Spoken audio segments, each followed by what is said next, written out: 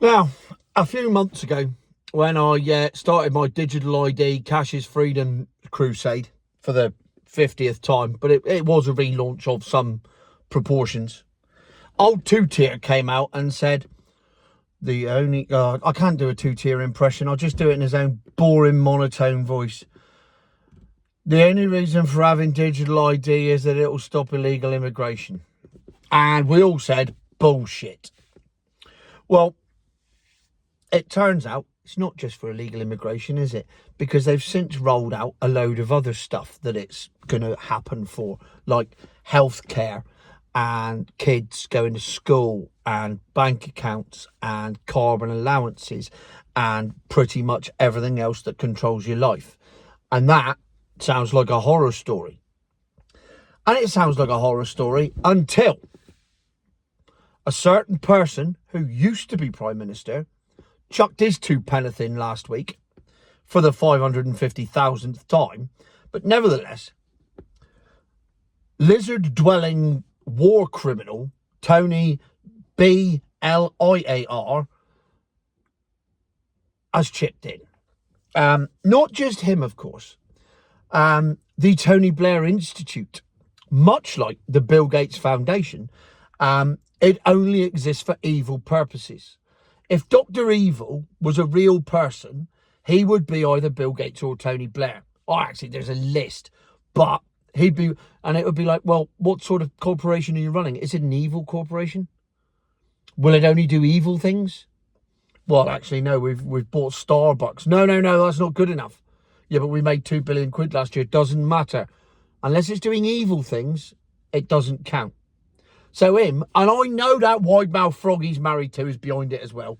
She's absolutely all over it. She was one of the main reasons that we got tangled up with the European Court of Human Rights and immigration lawyers in the first place. She's one of the worst ones of the lot. Oh, you don't say. Shut up, love. Now, he's come out and he's done I'm simpering. Look at me. I'm so innocent and simpering. War criminal. Simper.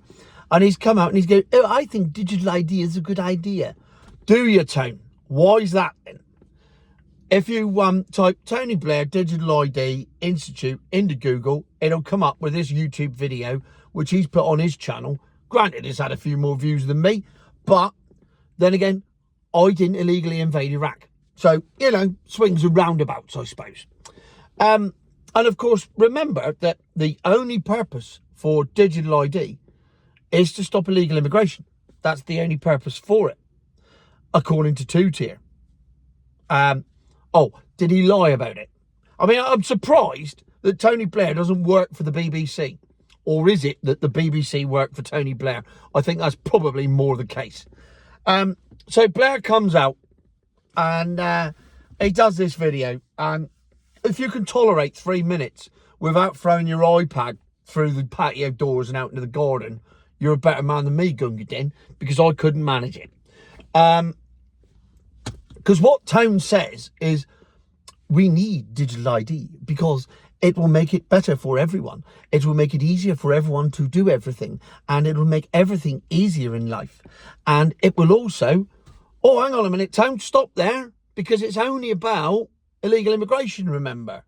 Until Tone says it'll be linked to facial recognition. What? Where's that come from then? Facial recognition now, you say? Well, that's a new one on me. I thought it was just for illegal immigration. Now it's for facial recognition.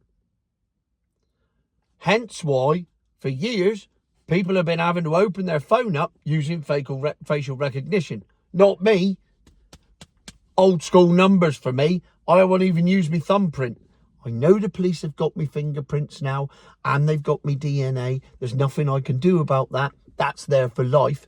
But I'm not going to encourage them by putting my thumbprint on my bloody phone every 30 seconds or staring at my phone every time I want it to open. So some algorithm can pick up the shape of my face and put it on a database somewhere. Not happening. I mean, granted, I'm on YouTube, so it's slightly different for me. But you got to practice what you preach, haven't you? Oh, no, you haven't got to practice what you preach. As Prince William proved quite heartily last week, you don't practice what you preach. You sit on a private jet, fly to Brazil for the conference going on this week, telling everyone else not to fly anywhere and how to save the planet, while you sit single on a private jet, flying 10,000 miles across the world to lecture everyone else. Yeah, so it's not do as I say, it's do as I say, don't do as I do. So we're not all in this together. We are very much not all in this together. Facial recognition, however, will apparently revolutionise crime fighting. And then do you know what he uses as an example of it? It worked in London. Hey? What, the crime capital of Britain? That London? Sadiq Khan's London, where knife crime's gone through the roof, phone thefts have gone through the roof, sexual assaults have gone through the roof. That London. And you've got facial recognition there. Well, if ever there was a case of, right, let's run a test model and see what happens. Oh, we have. What's happened? It looks like Back to the Future 2, where Biff gets hold of the betting manual and goes back. And then when Marty goes back to 1986, it's all fucked up and Biff's married his mother. That one. Is that the same thing we're talking about? Because that's exactly what happens. However, this ain't enough for tone. Not for facial recognition, along with digital ID, not enough for tone. And he stands there and looks into the camera and very sincerely says, and I promise you, watch it, this is true, AI is going to make the film The Minority Report reality. And he says AI will then be able to detect crime patterns and know when crimes are going to happen in advance and use facial recognition and digital ID to get these people before they've committed a crime. And he is, I promise you, you've got to watch it. I know you don't want to watch it. And I know you just want to punch your iPad or your telly when he's on it. But you've got to watch it because this is the bloke that's pulling the strings. He is Rod Hull and Keir Starmer is Emu. Granted, neither of them had strings. Bad example of puppetry. He is Geppetto to Pinocchio. There you go. There's a strings-related thing. He is Keith Harris to Orville. That's what Tony Blair is. He is the grand puppeteer. Granted, he's being worked from above by somebody else. But nevertheless, he's the one working Keir Starmer. Oh, look, that was Incy Wincy Spider. That used to be on telly in the 70s and 80s, wasn't it? It was just literally a woolen puppet that used to go up and down the side of the telly. I mean, Jesus, how cheap was their budget? But, so there he is, the arch war criminal himself, now part of the global WEF domination force with his Tony Blair Institute, which is advising everything to do with digital ID, telling you what's going to happen. And he says AI will go further when linked to it all, and it will all tally up together, and we will be able to predict crimes before they happen. Well, I'll tell you what, Tone, I hope it's not working on me, because I've just thought of a crime, and if you know what I've thought of, you'll be coming around to arrest me for your own safety. And it's there, and it's there in the public domain for everybody to see. I mean, I don't expect the BBC to play this video. They'll probably chop it up and make it look like Tony Blair's giving free sweets to children, and it becomes like an episode of Chitty Chitty Bang Bang instead, because that's what they do. Oh no, what was it my bloody new floater number 2 said this morning? I didn't read it because it was too long, and quite frankly, I needed to stay awake for the rest of the day, and he bores the shit out of me. But somebody commented, it wasn't an editing error. Oh yes, it was just a minor editing error where we took the words of the leader of the free world and chopped them up to make it look like he was inciting violence. But it was just an editing error, just a minor error.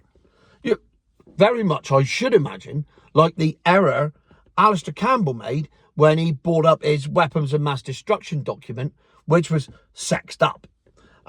Very similar to that. Or the error that resulted in Dr. David Kelly suiciding himself because he'd said no to that document because he knew it was all lies. But of course, that's allegedly, one of those editing errors. Just a minor error. Oh, whoops, did we get that wrong? Oh, Or what, when we said that masks were effective and lockdowns worked? Oh, yeah, just a minor error. Just a minor editing error. Don't worry about it. And there it is. And it's there right in front of you for everyone to see. And at no point is anybody going to put that on the mainstream media and go, this bloke's fucking out of order. He's out of control, he is. He's already talking. And we've seen what happened in Minority Report. Didn't end well for Tom Cruise, did it? And look at Tom Cruise. He's worth millions.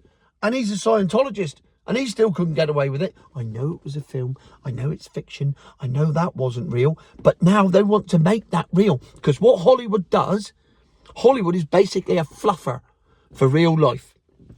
Mohammed Siddiqui, that's his name. Right. That name might ring a bell. Because he was either one of the 7/7 bombers or he was one of the 9/11 bombers, but he was definitely a terrorist. In recent times. And I was watching a film from the 80s. And obviously every name in the film is fictional. And one of the terrorists in that film that I was watching was called Mohammed Siddiqui. Just a coincidence. Just like all the other coincidences where you watch things. 24 is a prime example. If you ever watched the series 24, it was brilliant. Like the day that the Ukrainians shot down a plane over the Ukraine and then blame Russia for it. Sorry, did I say that wasn't real life? That was 24, 10 years before it actually happened in real life. The same thing. Because that's what Hollywood's job. Hollywood's job is to fluff you up. So the Minority Report was just to fluff you up for what is now coming. And it's all there. It's all laid out in front of you. You just got to join the dots. Or watch my videos, let me join the dots and then go, oh, I mean, my old fatty might have a point there. Certainly, I mean, you know, I don't think anybody needs to join the dots where Tony Blair's concerned. Everyone knows he's a war criminal. I mean, that's just proven. That was proven in a court of law. Yet somehow, he is still there and he's still doing it because it doesn't matter. Apparently, if you're on the right side of, not history, the right side of the people that are controlling the world, you can do whatever you like with impunity. And it'll never come back on you. You'll be all right. But if you're on the wrong side, then you'll just get banged up every 5 minutes, every opportunity they get. As is being played out as well. Not for me yet. Touch wood. So far, so good. Oh, a bit more climate change coming in now. Blue skies over there, pissing down over here. Lovely. So there you have it. It went from we need it to control illegal immigration to we need it to predict crime so that we can lock people up for thinking things that they may do in the future, quite possibly. But it's all right because we've got facial recognition cameras all over Britain, so we'll be able to sort this out quite quickly now. Thank you very much. We're just going to lock up anyone that disagrees with us. And welcome to the People's Republic of China. Oh, hang on. They've got digital ID out there with a social credit system, haven't they? Yes, they have. It's almost like we're copying them. Again, something predicted by me 5 years ago when this COVID lark kicked off. No, you're misleading, you're telling lies, it's misinformation, blah, blah, blah, blah. Just a fat bloke ranting to a camera in his car who just happens to be able to point out things that are happening and go, see, I told you that would happen. No, you didn't. You never said that. Blah, blah, blah, blah, blah, blah, blah, blah. Oh, dear. It's fucking boring at times, isn't it? Still, there is good news. I've got a different tin of beans popping my camera up today because the bracket's still in the car over there and I can't be asked to go get it because it's raining. And the main thing I want you to take away when you watch the Tony Blair video is his inability to say the word digital. He says digital. And that annoys the shit out of me more than anything else he said. Because he said digital about 100 times. Digital. D-I-G-I-D-A-L. Digital. Oh yes, it's a digital ID. It's fucking not.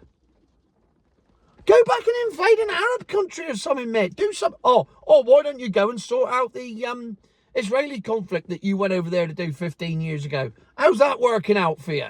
When you were the ambassador to all that. Didn't work out so well for you in the end, did it? Oh dear. As you can tell, I'm not a big fan. So there you have it. Yet again, another video on digital ID, which shows once again that it was never about illegal immigration. It was always about total control over every aspect of our lives. And now, not even just every aspect of our lives, every aspect of our future lives that haven't happened yet, but we may think about at some point. And they can intervene before we actually act on it because we were just thinking about it in the first place. Luckily, I'm not going to get arrested for thinking dirty thoughts about Sherry Blair. So you're all right there, town. You're safe on that one. Future my arse.